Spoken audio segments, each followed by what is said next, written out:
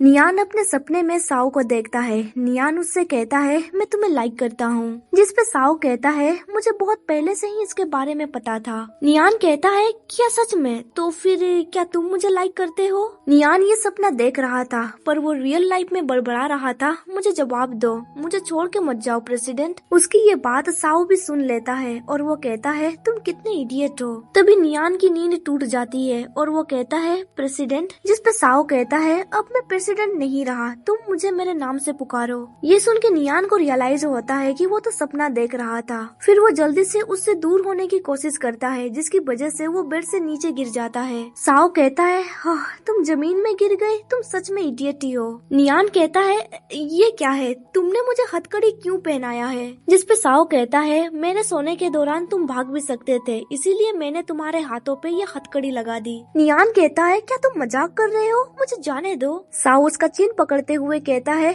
यहाँ पे रुको, फिर मैं तुम्हें जाने दूंगा, या फिर तुम मेरे साथ इन हथकड़ियों के साथ पूरी जिंदगी बिताओगे। ये सुन के नियान घबराते हुए सोचने लगता है क्या ये वही प्रेसिडेंट है जिसे मैं जानता था? पास्ट में मैं कभी भी इस तरह से नहीं घबराया करता था। वो साओ से कहता है तुम मजाक करना बंद करो, मैं घर जाना चाहता हूँ। साओ उसे वहाँ से ले जाते हुए कहता है वेल, लगता है तुम बहुत जिद्दी हो। साओ उसे अपने साथ बाथरूम ले जाता है और वहाँ पे वो ट्रिमिंग करने लगता है। साओ कहता है तुम्हें हिलना नहीं चाहिए, मैं अभी ट्रिमिंग कर रहा हूँ। नियान गुस्से से कहता है अगर तुम हथकड़ियों को खोल दोगे तो तुम्हें आसानी होगी। तभी साओ अचानक से नियान को देखने लगता है। नियान हैरान होकर कहता है क्या हुआ? साओ उसके करीब जाने लगता है, फिर वो अपनी पेंट की जिपर खोल देता है। ये देख के नियान ब्लश करते हुए कहता है ये तुम क्या कर रहे हो, तुम अपने पेंट क्यों उतार रहे हो? साओ कहता है मुझे सुसु जाना है और तुम मेरे रास्ते में आ रहे हो। कुछ देर के बाद हमें दिखाया जाता है कि अभी वो दोनों लिविंग रूम में बैठे हुए थे। नियान परेशान होकर कहता है ओह गॉड, काश मैं नहीं सोया होता,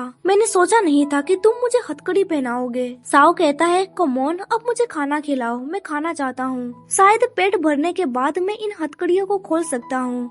ये सुन के नियान कहता है तुम्हारे पास चाबी है ना? फिर वो साओ का पॉकेट चेक करने लगता है। साओ उसे रोकते हुए कहता है फेंग नियान, तुम कहाँ टच कर रहे हो, तुमने ये सब कुछ कब सीखा? ये सुन के नियान बहुत ही ज्यादा ब्लश करने लगता है और वो साओ को दूर पुश कर देता है। इसके बाद वो कमरे में उस चाबी को ढूंढने लगता है और कहता है कौन किसे बुली कर रहा है, तुमने वो चाबी कहाँ पे रखी है? मुझे टीज करना बंद करो, मैं घर जाना चाहता हूँ। साओ कहता है तुम्हारा ब्रदर घर पे इंतजार कर रहा होगा ना? नियान कहता है इससे तुम्हारा कोई भी लेना देना नहीं है। तभी नियान को वो चाबी मिल जाती है पर साओ उस चाबी को विंडो से बाहर फेंक देता है और उससे कहता है मैं माफी चाहता हूँ, मेरे हाथ से वो चाबी फिसल गई। ये सुन के नियान गुस्से से कहता है अब बस बहुत हो गया, तुम मुझसे मजाक करना कब बंद करोगे? जब भी मैं अपने हाथ खींच रहा हूँ तब मेरे रिस्ट में दर्द हो रहा है। तभी साओ उसके लंबे बालों को हटाते हुए कहता है मैं तुम्हारा एंग्री फेस नहीं देख पा रहा हूँ इन बालों की वजह से, तुम पहले की तरह इन्हें काट के छोटा क्यों नहीं कर लेते?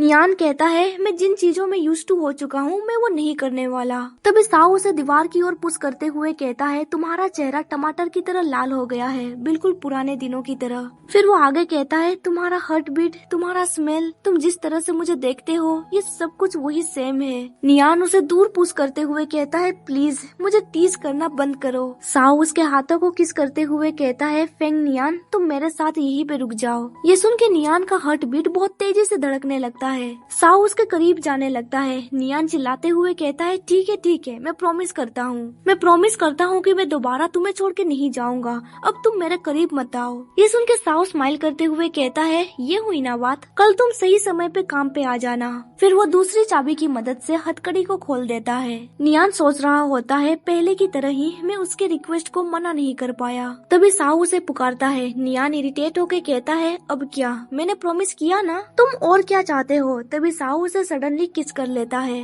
नियान उसे दूर धक्का देते हुए कहता है तुम ये कर क्या रहे हो, तुमने सडनली मुझे किस क्यों किया? साओ कहता है तुम घर जा सकते हो पर तुम्हें अपना फोन यहीं पे छोड़ना होगा। नियान हैरान होके कहता है क्या मेरा फोन, तुम्हें मेरा फोन कब मिला? साओ कहता है जब हम दोनों किस कर रहे थे तब मैंने ये फोन ले लिया था। मैं कल तुम्हारा आने का इंतजार करूंगा और तुम्हारे पेमेंट के बारे में मैं बाद में सोचूंगा। ये सुन के नियान इरिटेट हो जाता है। इसके बाद हमें रात का सीन दिखाया जाता है। अभी नियान अपने घर पहुंच चुका था। जब वो अपने कमरे में आता है वो देखता है कि उसका ब्रदर उसके कमरे में सोया हुआ था। वो सोचने लगता है, हाँ वो मेरे रूम में क्यों सो रहा है। फिर वो उसके करीब जाते हुए उसे स्मेल करने लगता है और सोचता है क्या उसने फिर से ड्रिंक किया है, पर मुझे तो अल्कोहल की स्मेल नहीं आ रही। तभी फेंग जी का नींद टूट जाता है। नियान पूछता है, तुम मेरे कमरे में क्यों सो रहे थे, क्या तुम मेरा इंतजार कर रहे थे। फेंग जी कहता है, हाँ मैं काम करके बहुत ज्यादा थक गया था, मुझे पता ही नहीं चला मैं कब सो गया। नियान कहता है, तुम्हें इंतजार करने की जरूरत नहीं थी। फेंग जी कहता है, इट्स ओके, तुम्हारा आज का इंटरव्यू कैसे गया। नियान कहता है, ओह मैं कल से काम शुरू कर रहा हूँ। फिर वो आगे कहता है, बाय द वे मुझे मूव आउट करना होगा, मैं अपने वर्क प्लेस के करीब रहना चाहता हूँ। ये सुन के फेंग जी कहता है, क्या तुम्हें अभी अपने ब्रदर की जरूरत नहीं है, क्या इसी रीजन की वजह से तुम मुझे छोड़ना चाहते हो। ये सुन के नियान घबराते हुए कहता है, ऑफ कोर्स ऐसी कोई भी बात नहीं है, मेरा ये मतलब नहीं था, मैं नहीं चाहता हूँ कि तुम मेरी देखभाल करो क्योंकि तुम काम करके बहुत ज्यादा थक जाते हो।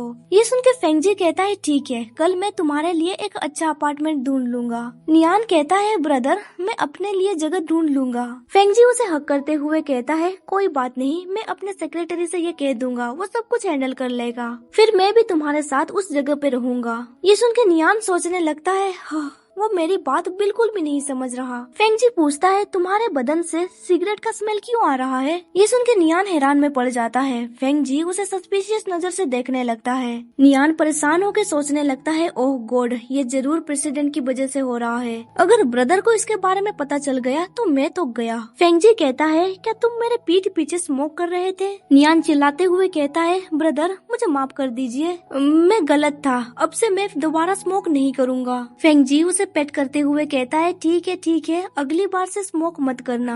अभी नियान सोच रहा होता है, ब्रदर को झूठ बोल के मुझे गिल्टी फील हो रहा है। फिर फेंग जी वहाँ से जाने लगता है, पर नियान उसे रोकते हुए कहता है, मैं माफी चाहता हूँ, पर क्या मैं अपना हेयर कट कर सकता हूँ। इसके बाद सीन शिफ्ट होता है साओ के ऊपर। साओ अभी फेंग नियान का फोन चेक कर रहा था। वो गैलरी में नियान की तस्वीरें देख रहा था। वहाँ पे वो नियान और नियान के ब्रदर का पिक्चर को भी देखता है। उन दोनों को साथ में देख के वो मन ही मन इरिटेट हो रहा था। उसके बाद हम लोगों को अगले दिन सुबह का सीन दिखाया जाता है। हम लोग देखते हैं कि नियान ने अपने बाल छोटे कर दिए थे। अभी वो ट्रैफिक लाइट के पास खड़ा था। कुछ लड़कियां सफेद बाल वाले लड़के को देख के कहती है, वो कितना कूल लग रहा है। उस लड़के को देख के नियान सोचने लगता है, ये तो वही लड़का है ना, मैं इसे ट्रेन पे मिला था, वो प्रेसिडेंट की तरह लग रहा है, पर ऐसा कैसे हो सकता है। कुछ देर के बाद हमें दिखाया जाता है कि नियान साओ का अपार्टमेंट पहुंच चुका था। वो लड़का भी उसका पीछा कर रहा होता है, इसीलिए वो सोचने लगता है क्या वो भी यही बिल्डिंग पे रहता है। फिर हमें दिखाया जाता है कि वो डोर बेल रिंग करने ही वाला था, पर वो लड़का उसे डरा देता है और वो चिल्लाते हुए कहता है, मेरे रास्ते से हटो।